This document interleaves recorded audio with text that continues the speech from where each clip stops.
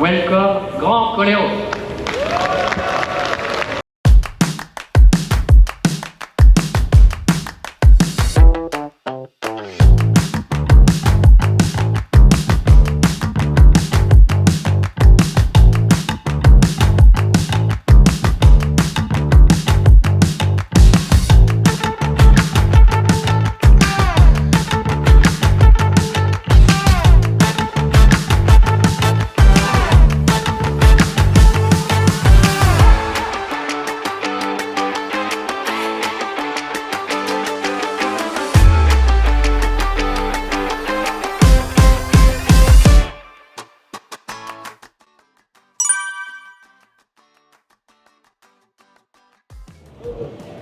자, 부산 모터쇼에서 가장 사람들의 관심을 많이 받는 차, 관심을 많이 받아야 되는 브랜드, 그것이 바로 르노 코리아가 이번에 오로라 프로젝트에서 보여주는 첫 번째 모델 오로라 원. 근데 그 이름이 정해졌죠. 바로 그랑 콜레오스입니다. 저는 행사장에서 계속 그랜드 콜레오스라고 읽고 다녔는데 제가 깜빡했었어요. 이 회사 프랑스 회사라는 거. 그리고 제가 부산 모빌리티 쇼에서 한상기씨 나왔네. 부산 모빌리티 쇼에서 가장 중요한 자동차 회사와 자동차, 그게 바로 르노 코리아와 이 그랑 콜레오스라고 얘기하는 이유는 바로 르노 코리아가 자리 잡고 있는 곳이 이 부산이기 때문입니다. 어차피 이제 국제 모터쇼라고 이름 안 쓰기로 했고 우리말로는 최소한 모빌리티 쇼라고 바꿨잖아요. 그렇다면 부산 모터쇼가 앞으로도 살아남을 수 있느냐를 결정짓는 거, 게다가 르노 코리아가 우리나라 시장에서 살아남을 수 있느냐, 이걸 결정짓는 거, 그게 바로 이번 부산 모빌리티 쇼에서 출시된 바로 이 그랑 콜레오스라는 의미입니다.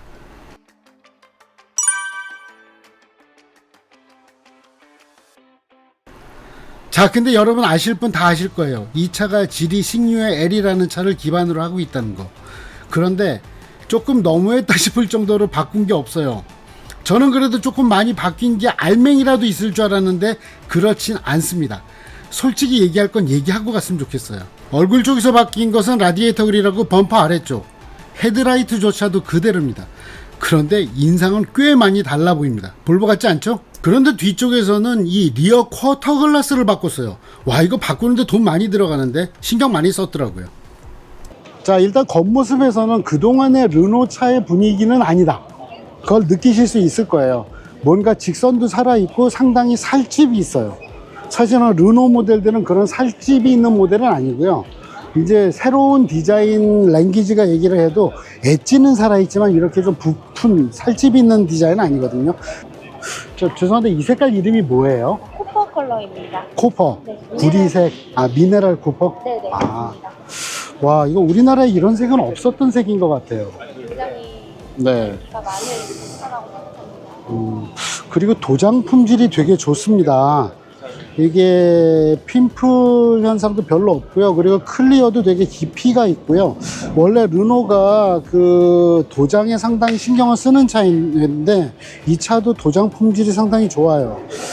그리고 이 차가 그 처음에 우리가 다른 회사 차 그 이야기를 했었는데 얼굴이 달라지는 거 가지고 인상이 확 달라진 거 얘기를 드릴 수도 있고, 제가 이 차가 살집이 꽤 잡혀 있는 차다라고 얘기를 했는데 그 살집이 잡혀 있으면서도 확실히 드러나는 게 뭐냐면 앞이 커 보입니다. 차가 이 앞이 커 보인다는 것은 차가 휙 하고 지나갈 때 그 차의 체급이 상당히 높은 체급으로 보이게 만들 수 있고, 그리고 짧은 순간에 대형차로 쑥 지나갈 때 강한 인상을 남길 수 있다는 부분, 그런 부분에서 시장에서는 상당히 반응이 있을 것 같은, 이 도장 품질 좋은 거가 상당히 저는 인상적이네요. 그리고 옆에서 봤을 때는 이 차가 충분히 큰 차이기도 하지만 직선도 잘 살아 있는데 좋은 건 뭐냐면은 이 패널들에 살집이 있어요. 그 살집이 있는 것은 차가 풍만해 보이고 풍성해 보이고, 그래서 체급을 조금 더 높게 보게 만드는 경향이 있습니다. 그래서 이 차가 실제 사이즈는 경쟁을 하고 싶어하는 뭐 소렌토나 산타페에 비해서 살짝 작지만 그런 느낌이, 특히 앞에서부터 훅 지나갈 때는 그렇게 별로 느껴지지 않는다. 다만 이쪽에서 봤을 때 요 D필러, C필러하고 D필러 사이에 리어 쿼터 글라스가 약간 디자인 요소가 많이 적용되어 있는데, 이 디자인 요소가 적용된 거는 사실은 개방감이라든지 어떠한 뒷좌석에 앉았을 때 어떤 느껴지는 느낌에서는 공간감은 조금 희생될 수 있다. 그래서 그런 부분에서는 선택의 문제가 아니었느냐라는 생각이 듭니다.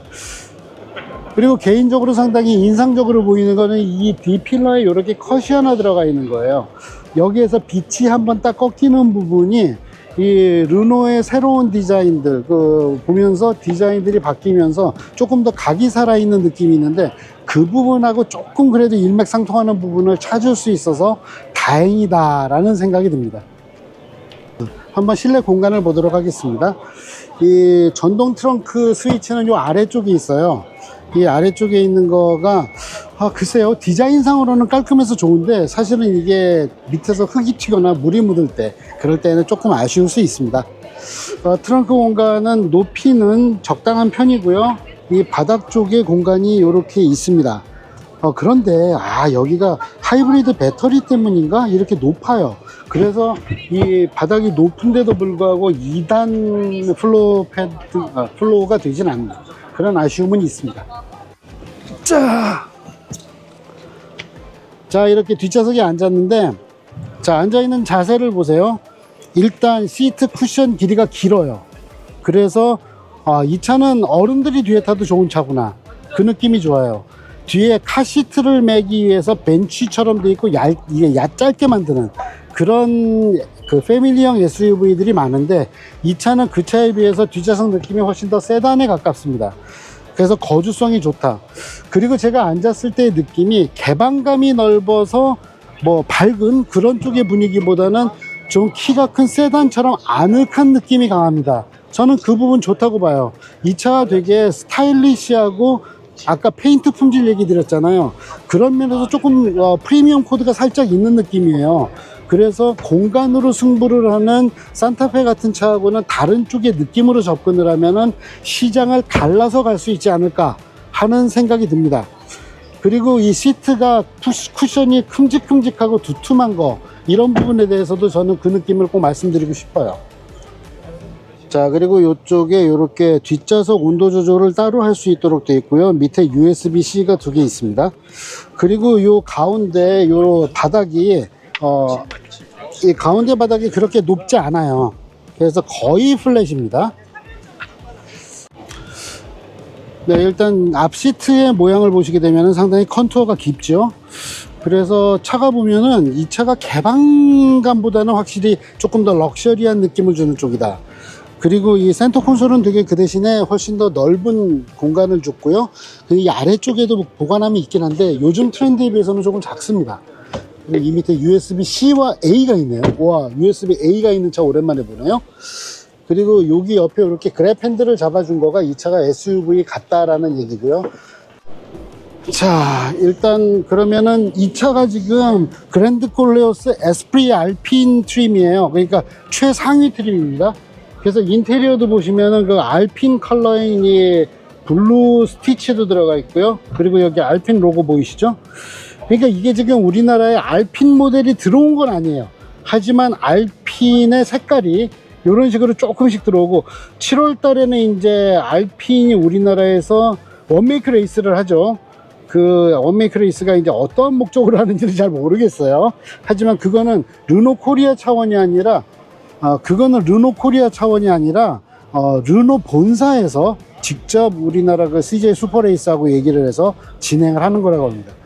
그렇다는 소리는 본사에서 브랜드 마케팅을 뭔가 좀 하고 싶어 하는 그런 게 있다는 뜻일 겁니다. 그리고 여기 보시게 되면은 다 이제 이렇게 하이글로시로 쫙 되어 있는 그런 부분이 있고요. 이 부분이 이제 인포테인먼트가 이렇게 르노, 그리고 설정, 이런 식으로 되어 있고요. 그리고 공조 시스템, 그리고 이제 여러 가지 앱들을 사용을 할 수 있는 그런 아이콘이 되어 있고요. 그리고 이제 엔터테인먼트 이런 식으로 되어 있고, 요 옆에 있는 이 조수석 디스플레이, 그래서 이 차가 이제 디스플레이가 하나, 둘, 세 개, 요렇게 세 개로 구성되어 있는 차예요. 그래서 이쪽은 이제 인포테인먼트 시스템이라고 보실 수 있고요. 그리고 이쪽은 이제 엔터테인먼트, 근데 이건 이쪽에서 보시게 되면 확실히 가려져서 잘 안 보이는, 완전히 안 보이진 않는데 잘 안 보이는 그런 시스템으로 보시면 되겠습니다.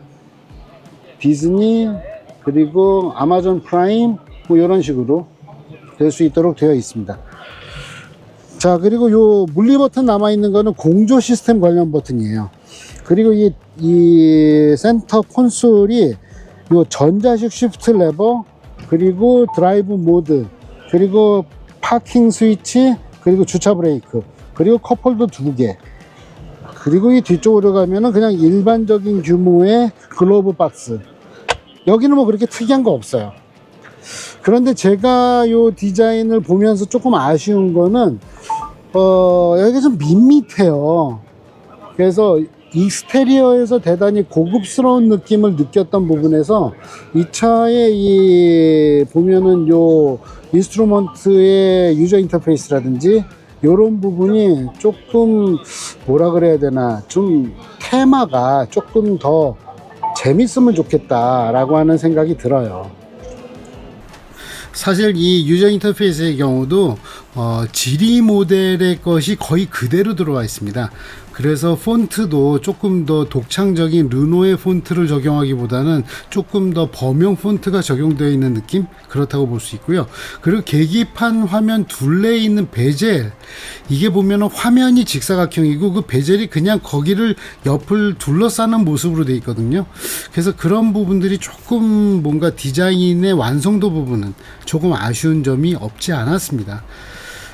이거는 아무래도 이제 기본판이 있는 모델이다 보니까 그런 부분에서 조금 그런 한계를 느낀 게 아닌가 하는 생각이 들었습니다.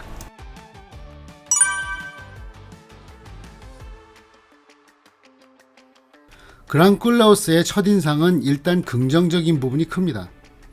그동안 르노가 자랑이었던 좋은 페인트 마감 등 그 질감은 그대로 유지하면서도 그동안 갖지 못했던 그 큰 체격과 풍성한 차체의 느낌, 이런 부분을 갖추었기 때문입니다.